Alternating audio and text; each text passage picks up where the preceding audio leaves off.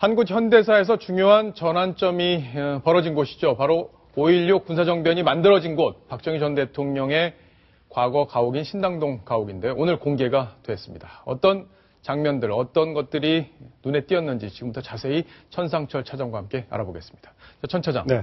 자, 많은 분들이 관심을 가질 것 같아요. 한 번씩 가보고 싶으실 것 같은데 좀 자세히 좀 설명을 해주시죠. 저는 가봤습니다. 벌써요? 2년 전에, 딱 2년 전에 3월 달에 가봤습니다. 예. 네. 벌써 나오시자마자 자랑을 하시는군요. 네. 자세한 얘기 좀 풀어주시죠. 네, 이게 이제 그 유명한 집, 신당집, 보이는 저 집이 신당동 박정희 가옥인데요. 네. 문화재로 지정이 됐습니다. 저렇게 한자로 써 있고요. 보면 집이 그렇게 크지 않습니다. 건평 한 40평 정도가 되고 대지까지 합치면 한 100평 정도가 되는 집인데 나무도 많이 있고 철제 대문이 있고 예. 빨간 지붕에 옛날식 가옥 주택이다 보시면 되겠습니다. 되게 검소해서 과연 이곳에서 대통령이 살았을까라는 생각을 갖게 되는 그런 집입니다. 그렇군요.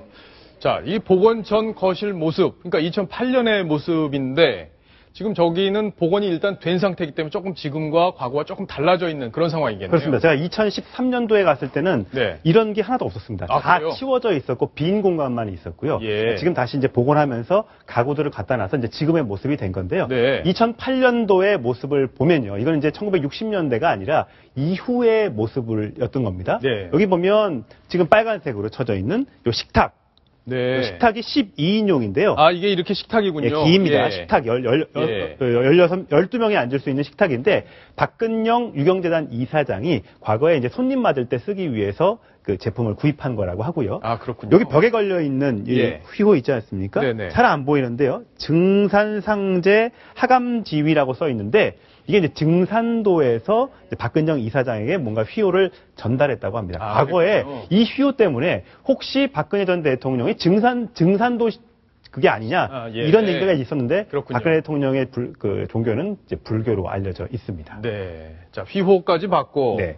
자, 이거는 뭔가요? 이거 예. 뭐 사슴 모양이 이렇게 있는 것 같기도 하고. 천사인데요. 예. 천사인데 이게 이 원형의 이 아, 천사, 천사요. 예, 원형의 예, 천사 이렇게 모양. 날개가 있군요. 그렇습니다. 이렇게. 예. 이 조선의 마지막 황태자비였던 이 이방자 여사의 며느리 예. 외국인인데 줄리아 멀록 여사가 직접 만든 이 제품이라고 합니다. 이걸 그렇군요. 샀다고 하고요. 예. 그다음에 여기 걸려 있는 거. 이게 잘 안 보이는데 여기 이제 많은 글자가 써 있습니다. 네. 박정희 대통령의 친필 서한인데 아, 그래요? 누구냐면 5.16 군사정변 당일날 네. 박정희 당시 소장이 장도영 육군 참모총장한테 보냈던 편지인데요. 내용에는 이렇게 더 있습니다. 각하의 충성스러운 육군은 금 16일 03시를 기하여 육공군 및 해병대와 더불어 국가의 위기를 극복하기 위해 걸기하였습니다. 그렇군요. 라는 내용의 편지가. 그러니까 5.16에 대한 내용을 직접 설명하는 그런 그렇습니다. 편지였군요. 네. 이런 것들이 다 있었는데 네. 지금 이제 좀 바뀐 모습이 되겠습니다. 자, 이제 이거는 과거의 모습이고 이게 복원된 요즘의 모습이네요. 그렇습니다. 이제 예. 다 보면 이제 좀 가면은 실수로. 이걸 볼 수 있는 거죠? 그렇습니다. 지금? 이걸 볼 예. 수 있는 겁니다. 하나하나씩 설명을 해드리면 여기 지금 있는 식탁. 예. 네, 까만색 식탁인데요. 이거는 언제 있었던 것이냐? 여기 보면 사진이 있습니다. 네. 응접실이라고 돼 있고 이 사진이 있는데 이 사진을 좀 확대해 보면 이 유경수 여사가 과거에 그 외부에 있는 이 손님들을 맞이할 때 썼던 그런 거라고 합니다. 스티븐 아일스라고 미 육군 차관 부인 접견 때 유경수 여사가 여기에 예. 여기가 유경수 여사고요. 네. 여기 외국인 분들을 초청해서 응접실에 차를 대접하는 그런 사진이 그렇군요. 걸려져 여기 안에 그러니까 유경수 여사의 모습이 이 안에 담겨져 있는 거군요. 그렇습니다. 예. 여기, 여기 나왔네요. 유경수 여사가 이 미국 사람들을 초청해서 이렇게 담소를 나누는 고식탁입니다. 그러네요. 까만색 네. 고식탁이 걸려 있습니다. 자, 그럼 다른 내용도 설명을 좀 해주셔야겠습니다. 네, 그렇습니다. 저기 또 보면 휘호가 있는데요. 네네. 네, 여기 휘호가 적혀 있습니다. 저 내용은 이렇습니다. 신이 심정, 신이 심정이라는 뜻인데요. 신이 심정은 이 정신이 온화해지면 마음 또한 고요해진다. 이런 뜻의 휘호가 걸려져 있습니다. 이것도 60년대 그 당시에 걸려져 있던 내용이고요. 그 액자고요. 그다음에 이 벽도 이 티크목재라고 하는데 이것도 수리를 했다고 하고요. 이 뒤에 이 까만색으로 보이는 거 보이십니까?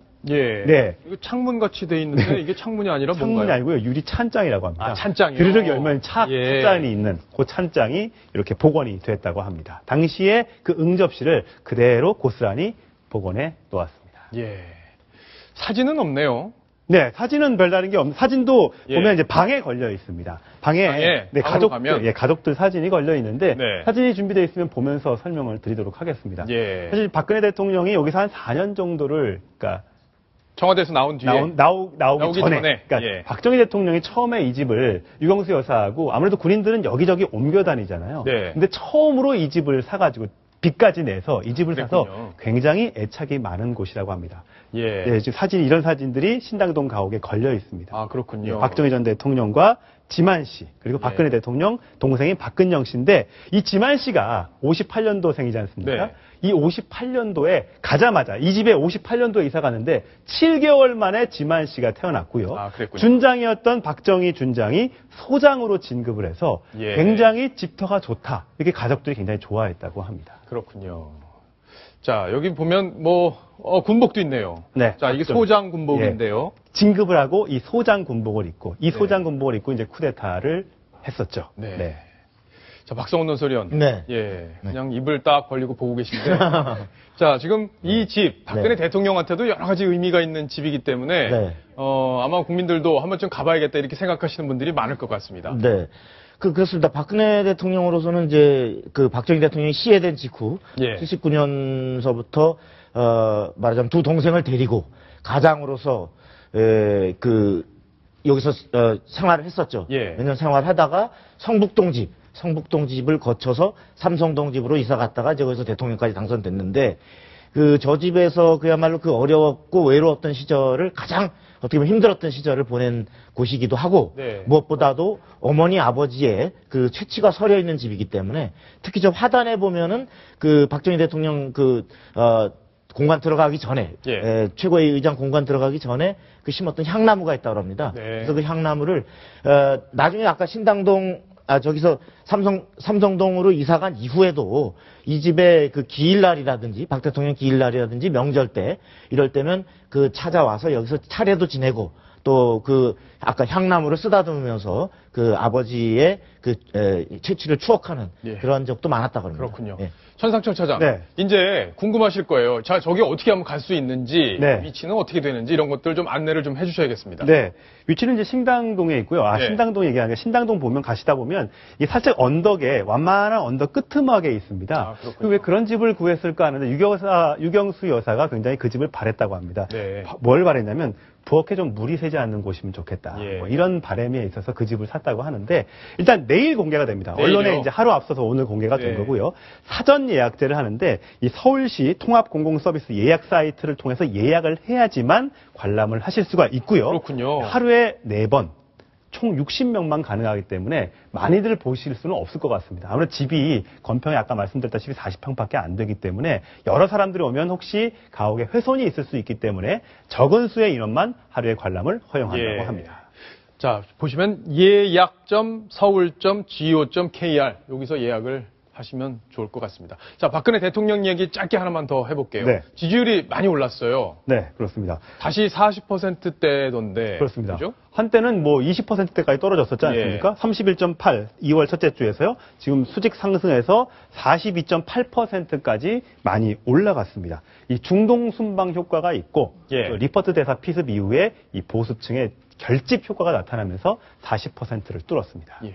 자, 박성원 논설위원께서 또 네. 한 번 정답을 주셔야 될 텐데, 이게 사실 50%가 넘으면 이제 탄력을 받고, 네. 대통령이 하는 일들이 누구도 반대하기 어려운 아주 이제 국정운영 동력을 회복하는 그런 게 되는 건데, 네. 뭐가 더 필요한 겁니까, 지금? 지금 이제 아까 저기까지 지지율이 회복됐는데, 무엇보다도 그동안에 소통이 막혀 있었다라고 하는 것을 최근에 이제 인사를 통해서 이병기 실장까지 인선함으로써 말하자면 국정 3년 차의 그 인적 라인업이 이제 완성이 됐는데, 예. 최근에 이제 그 이병기 실장 이후에 그 당과의 소통이 굉장히 활발해졌죠. 그래서 당정청 그 정책협의회라든지 고위당정회의도 열렸고, 이런 부분을 통해서 그 정치권과의 소통을 활발히 해나가는 이런 어떤 그 모양새를 취했는데, 예. 결정적인 것은 결국은 박 대통령 본인의 소통. 예. 다시 말해서 박 대통령이 그 이제 그 17일 내일 또 그 양당 대표들 그래서 여야 영수회담도 열리는데, 이런 소통을 통해서 어떤 밖의 목소리에 실제로 귀를 기울이면서 대통령이 어떤 본인의 생각도 필요한 것을 수정한다. 예. 이런 유연한 모습을 보여줄 때 지금 이제 40%를 넘어서 50%를 바라볼 수 있지 않을까. 회복하지 않을까? 예, 그런 예상이 가능하겠네요.